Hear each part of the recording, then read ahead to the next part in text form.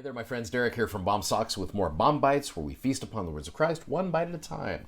So we started off the week talking about consecration, and it kind of weaves through these sections here. In fact, you get into section 54. There's an interesting thing that happens as those are trying to follow the law of consecration. So this is June 10th of 1831. You got members of the church living in Thompson, Ohio, which is about 20 miles outside of Kirtland. They were divided on questions having to do with consecration of properties. In fact, selfishness and greed were starting to be manifest. Following his mission to the Shakers, which you remember this, Lehman Copley, who's the one who had joined the church from the Shaker community, he had broken his covenant to consecrate his large farm as a place of inheritance for the saints arriving from Colesville, New York. In fact, he had done it. These saints had moved on to there, and he's just like, never mind, just kidding, you guys are out. So as a consequence, Newell Knight, who was leader of the members living in Thompson, and other elders had come to the prophet asking how to proceed.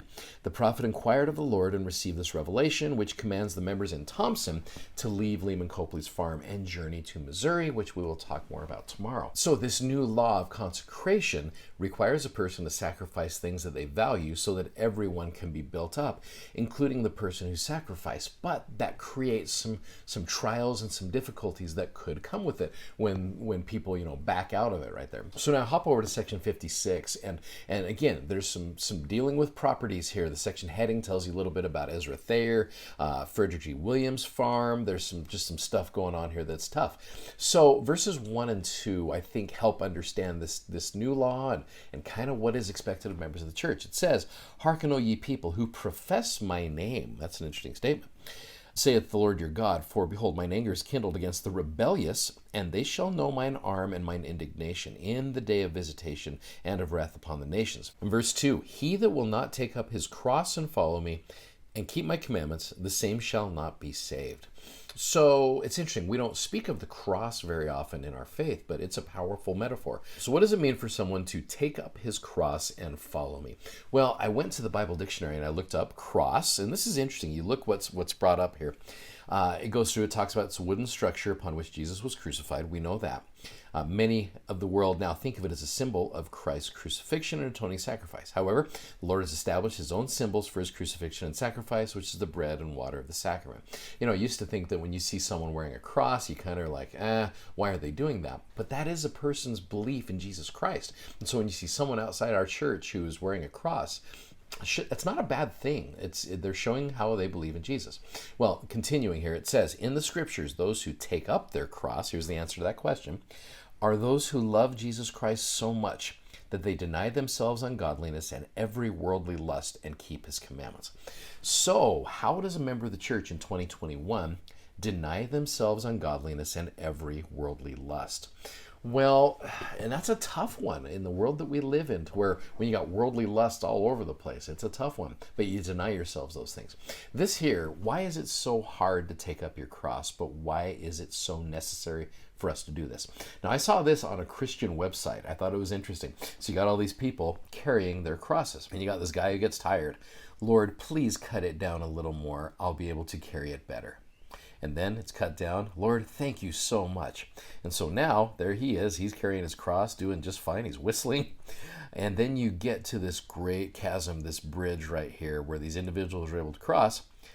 And yet he see his cross, because he asked for it to be a little bit easier, he's not able to overcome this chasm right here, this difficulty. Well, quote from C.S. Lewis here, "The Christian way is different, harder and easier. Christ says, 'Give me all.' I don't want so much of your time and so much of your money and so much of your work. I want you. I have not come to torment your natural self, but to kill it." There you go.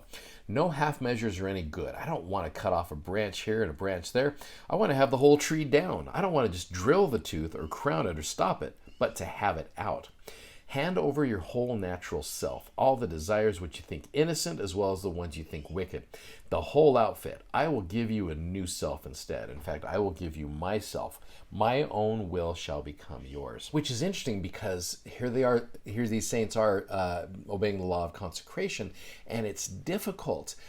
You think about the things that would be blessings of following the law of consecration. You think about things that would be challenges of following the law of consecration. So I love this quote from Neil A. Maxwell, where he says, "Consecration thus constitutes constitutes the only unconditional surrender, which is also a total victory. So it's the only way to surrender and at the same time emerge absolutely victorious.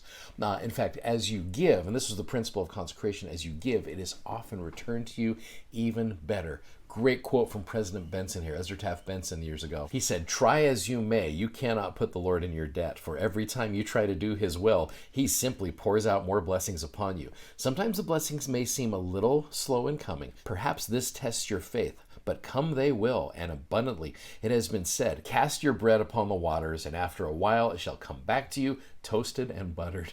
That's the way the Lord works. So this idea of consecration and the taking up your cross, you give and the Lord then gives you all that back and then more. So back to this idea of taking up your cross. Think of a certain ungodly behavior or worldly lust that's in your life right now. Drop that behavior and pick up the cross instead, and watch what it does to your abilities to cross the difficult times in your life as you follow the Savior more fully. So anyway, I hope that helps you guys out. Thanks for watching, thanks for subscribing, and thanks for sharing. We will see you tomorrow in Missouri. Bye-bye.